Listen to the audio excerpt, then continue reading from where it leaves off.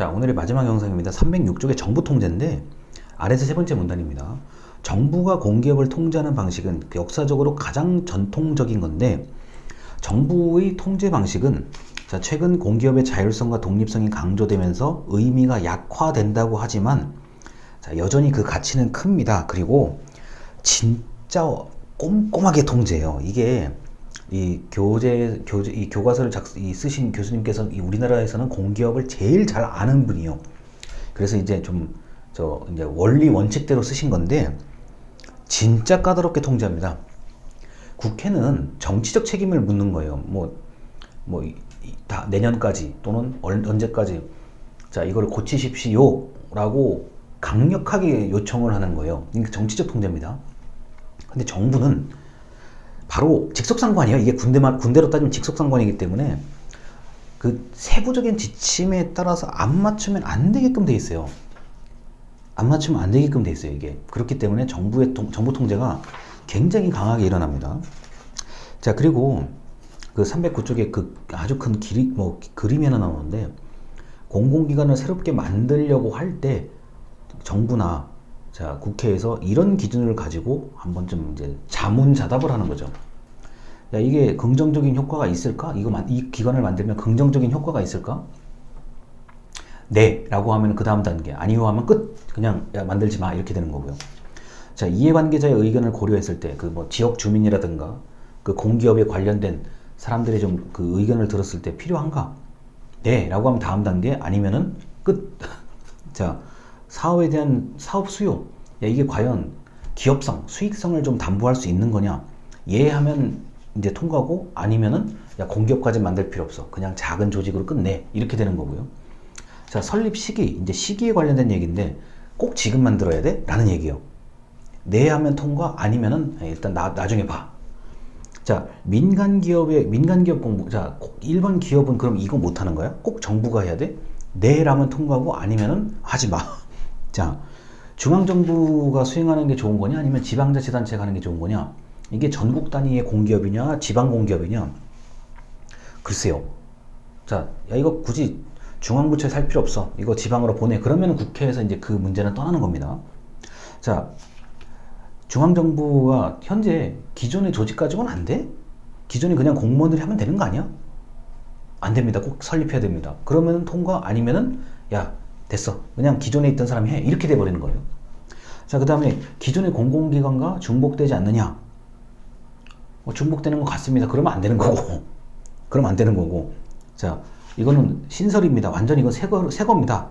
라고 할 수가 있는 거고요. 그래서 재정지원의 적정성 검토까지 이제, 야, 그러면 설립은 허가를 하는데, 야, 이거 정부 돈 많이 너희한테 얼마까지 이걸 좀 지원을 해줘야 되냐? 요것도 굉장히 이제 중요한 문제죠. 자, 그래서 굉장히 깐깐하게 통제합니다. 자, 310쪽에 위에서 네 번째 문단.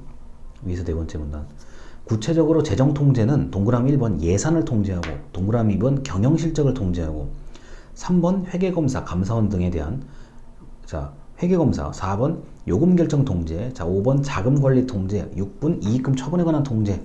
자, 구체적으로 어떤 방식으로든지 통제를 해요. 자, 지금 제가 6번 하고 있는 겁니다. 자, 그 다음에 인력을 늘리는 거. 기존의 공공기관이 인력을 늘리고 싶어요. 그것도 엄격하게 통제합니다. 자, 그래서 우리나라 같은 경우는 어마어마한 통제를 지금 하고 있는 거기 때문에 얘기를 꺼낼 수가 없을 정도로 통제를 해요, 사실요. 자, 그리고 이런 걸 할지 말지 결정하는 게 바로 315쪽입니다. 자, 맨 위에 이제 이런 부분이 있죠. 운영위원회의 역할. 자, 공공기관 운영위원회는 공기업을 엄격하게 감독하는 사람일 뿐더러 적극적으로 보호하는 역할도 수행해야 된다. 자, 이 위원회가 굉장히 강해요. 우리나라의 모든 공공기관, 공기업은 이 위원회에서 결정되는 내용을 따라야만 됩니다. 자, 그래서 이 공공기관 운영위원회가 굉장히 민영화도 이 공기업을 이제 민간 영역으로 좀 내보내자라고 결정까지 할 수 있는 그런 권한이 있기 때문에 굉장히 강해요. 이런 데는요. 자, 그래서 이게 운영위원회 위원이라고 한다고 하면 이제 이게 공공기관에서 굉장히 주시하고 있거든요. 그러다 보니까 그 315쪽의 맨 아래 문단이요. 그냥 공공기관 운영위원회는 자, 공기업의 자율적 경영뿐만 아니라 민영화까지 총괄한다.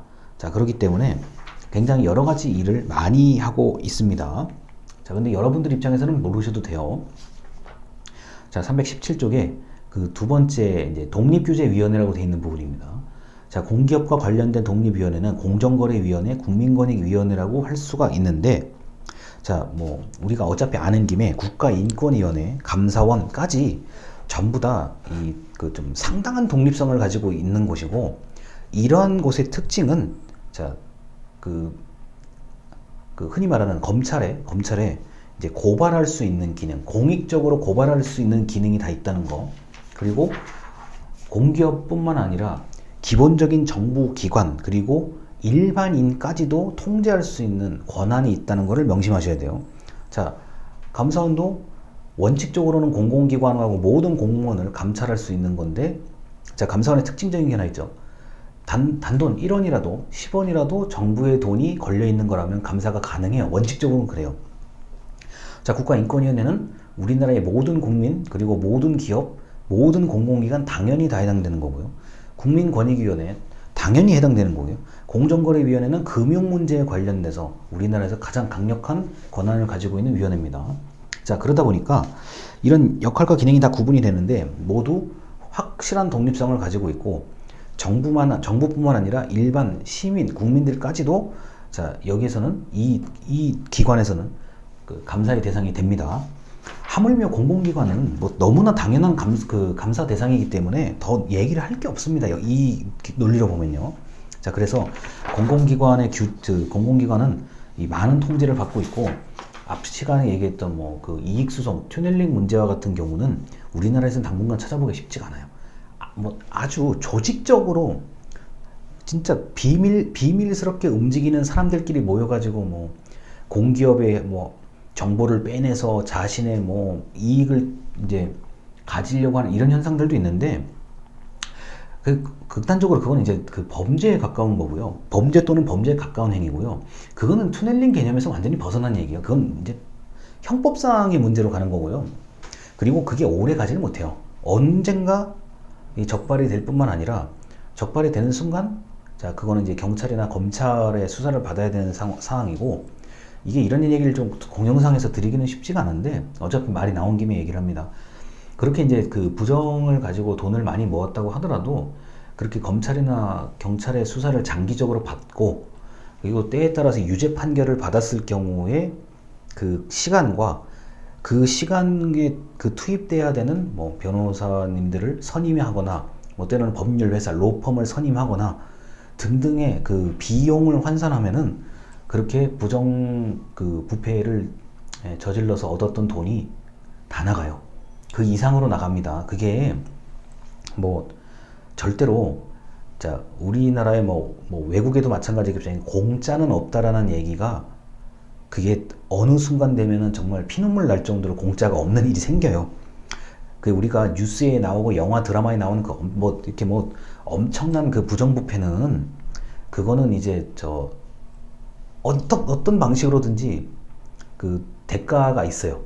그렇게 특정한 사람이, 특정한 집단이 그 부정한 방법으로 이익을 많이 가져가는 것에 대해서 엄청난 불만과 엄청난 그 염증을 느끼는 사람들이 반대편에 있다고 생각을 하셔야 돼요. 그렇기 때문에 내가 반드시 쟤는 잡겠다 라고 하는 사람이 있어요. 또 이게 반드시 쟤는 내가 없애야 되겠다, 뭐 고발 고소를 해야 되겠다, 이런 생각을 하시는 분들이 그 반대편에 엄청 많아요. 숨겨져 있는. 그리고 어쩌면 내 주변에 바로 옆에 있는 사람이 그럴 수도 있어요.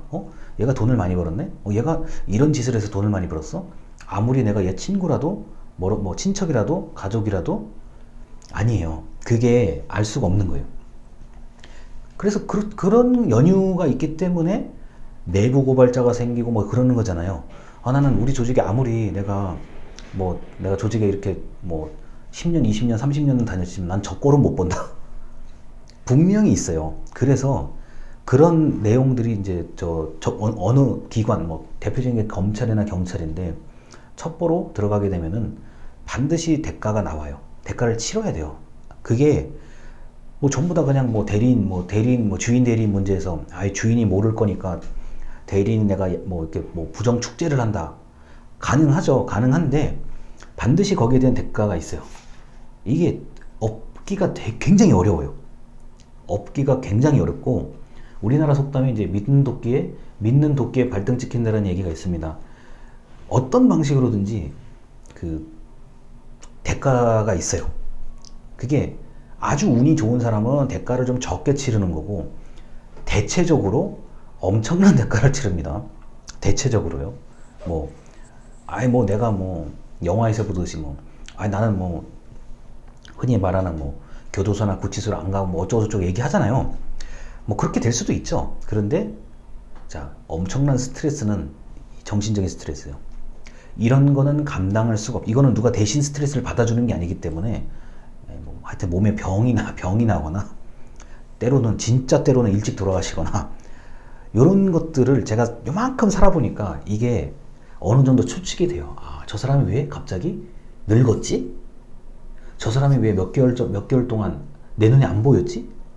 다 뭔가가 있어요. 그걸 자세히 물어보지도 않고 저한테 얘기해주지도 않았지만 대가가 다 있습니다. 그렇게 허술하지 않아요. 특히나 현재와 같이 현재 이 살기가 좀 어려운 이런 좀 팍팍한 그런 사회 분위기에서는 저 사람이 부정한 방법으로 또는 저 사람이 너무 좀 잘난 척을 했다, 뭐 좀 이렇게 흔히 말해서 잘 나가는 척을 했다라고 하면은 그걸 진짜 안 좋게 보는 사람이 반드시 있어요. 그렇기 때문에 뭐 너무 엄청나게 이런 부분에 대해서 걱정을 안 하셔도 됩니다. 예, 제가 지금까지 이만큼 살아보니까 다 그렇게 되더라고요. 자, 일단 오늘 여기까지가 318쪽까지 얘기고 다음 주가 이제 공공기관 요금이 또 이게 아무래도 하이라이트거든요. 그래서 요걸 좀 설명을 좀 드리고 다른 내용들은 이제 부차적인 것들 좀 이제 잘 모르셔도 괜찮은 내용들입니다. 자, 이렇게 해서 오늘 수업을 마치도록 하겠습니다. 들어주셔서 감사합니다.